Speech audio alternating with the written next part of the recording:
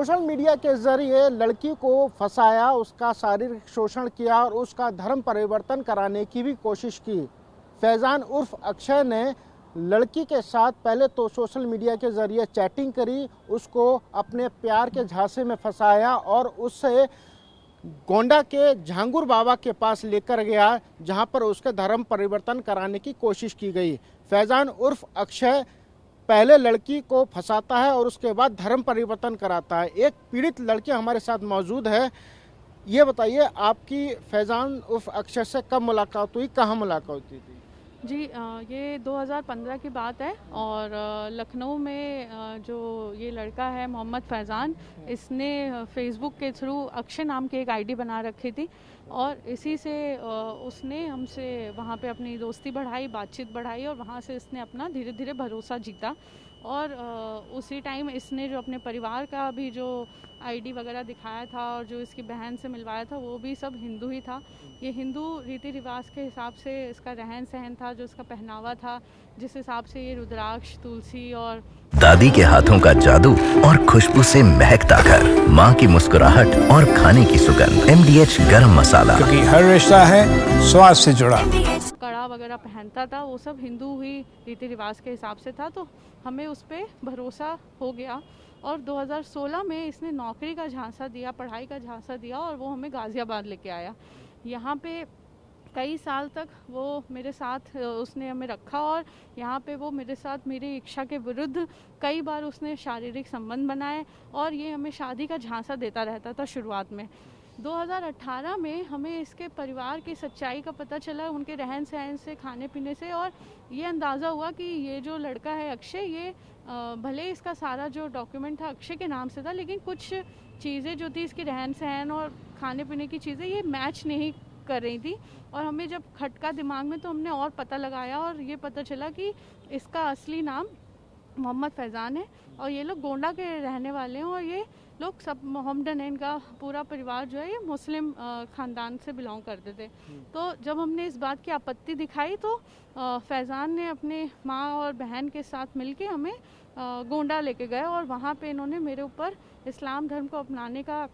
दबाव बनाया, वहाँ पे मेरे साथ शोषण किया और इन्होंने हमें तरह तरीके की इस्लामिक चीज़ें पढ़ने पे और बोलने के लिए मजबूर किया और कुछ किताबें भी दी। और अब जब सोशल मीडिया के माध्यम से ये जो छंगुर बाबा का जो नेटवर्क निकल के आ रहा है और वहाँ पे जब हमने देखा तो हमें यकीन ही नहीं हुआ कि यही जो छंगुर बाबा थे, इसी छंगुर बाबा के जो मस्जिद या मदरसा था, इसी से मिलवाने के लिए हमें फैज़ान उस टाइम वहाँ पे लेके गया था। और जब हम अब छंगुर बाबा की तस्वीर देख रहे हैं तो हमें याद आ रहा है कि ये वही बाबा था जिससे इसने मिलवाया था इनकी जगह पे। और वहाँ पे जब गए तो वहाँ पे और भी लड़कियाँ थी मेरे जैसे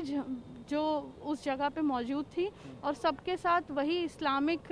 जो ब्रेन वॉश होता है, जो इनका टेक्निक होता है कि कैसे इस्लामिक चीज़ों की तारीफ़ करना, धीरे धीरे किताबें देना, ये सब देना, वो सब वहाँ पे चल रहा था।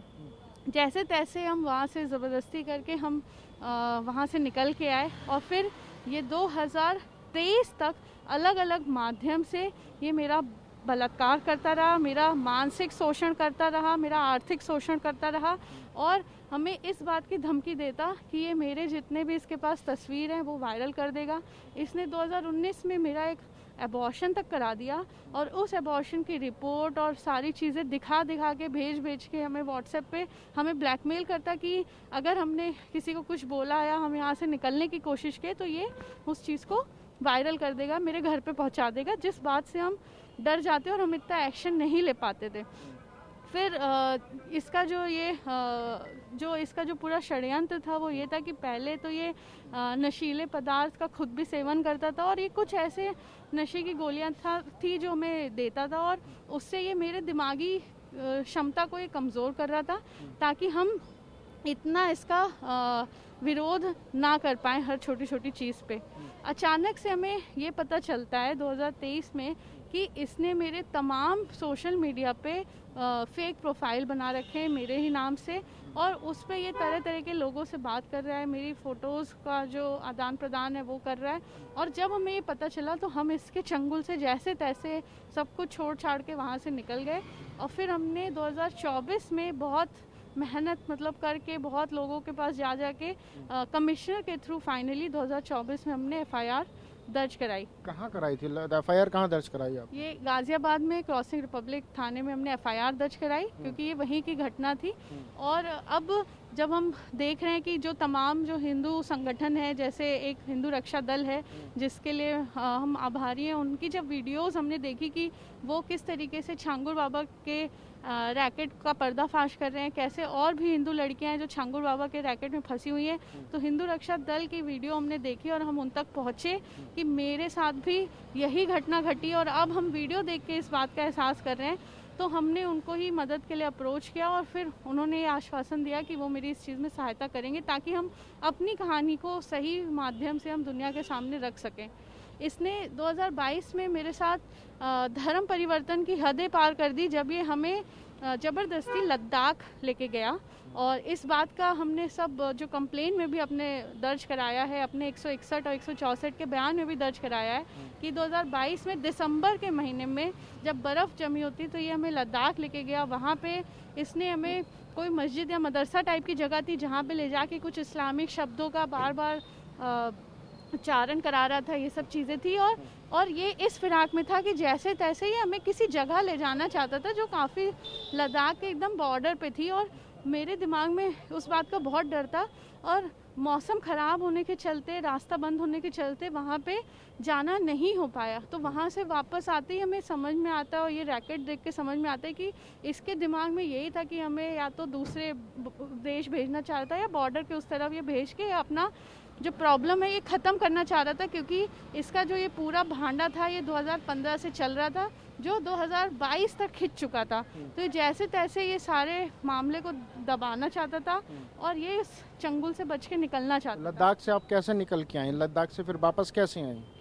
जैसे गए थे वैसे ही आए, क्योंकि मौसम आपको पता चल गया था ना कि क्या ये धर्म परिवर्तन या मुझे साइडलाइन करने के लिए ही यहाँ पर लेकर आया, तो फिर आपने उसका विरोध किया था? हमने उस वक्त विरोध किया, लेकिन इस बात का भी डर था कि अगर हम हद से ज़्यादा कुछ करेंगे तो वहाँ पे मेरे पास, क्योंकि नेटवर्क नहीं था, कुछ भी नहीं था, किसी को फ़ोन करने की कोई चीज़ नहीं थी, तो जैसे तैसे जो टिकट जो थी उसी टिकट पे बैठ के आया। और यहाँ से आने के बाद हमने उससे धीरे धीरे दूरियां बढ़ाना शुरू किया और 3 महीने के अंदर ये गायब भी हो गया। जब ये मार्च में गायब हुआ तो हमें फिर पता चला कि अच्छा इसने मेरे जो अकाउंट बना रखे हैं, और इसके बाद जब हमने इसको अप्रोच किया तो इसका कोई भी कांटेक्ट नहीं आता था, इसका कोई फ़ोन नहीं उठता था, कुछ भी नहीं होता था। और पता चलता है कि इसने वहाँ पे किसी और लड़की के साथ इसने संबंध बना लिया है और वो चीज़ें। इस दौरान ये और भी हिंदू लड़कियाँ थी जिसको इसने मोलेस्ट किया है, इसको इस तरीके से इस्तेमाल किया है, जो इसके साथ काम कर रही थी या इसके साथ कहीं पढ़ती थी। अब वो लड़कियाँ से भी मेरी अपील है कि अगर कोई भी जो फैज़ान और उसके गैंग के रैकेट के साथ जो छंगुर बाबा का ही एक मिला जुला एक पूरा संगठन है जो इनका उससे जुड़ी हुई है, तो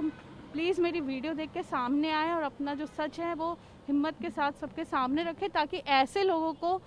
का पर्दाफाश हो सके और इन लोगों को कड़ी से कड़ी सज़ा मिल सके। आपने एक हिम्मत वाला काम किया है। मुझे ये बताइए, लास्ट आप जब छांगुर बाबा के पास गई थी तो कैसे मुलाकात हुई, क्या बातचीत हुई थी उस समय, अगर आपको याद आ रहा हो तो? हम जब वही 2018 में ही जब गए थे तो उनका यही था कि वो वहाँ पे उन्होंने अलग अलग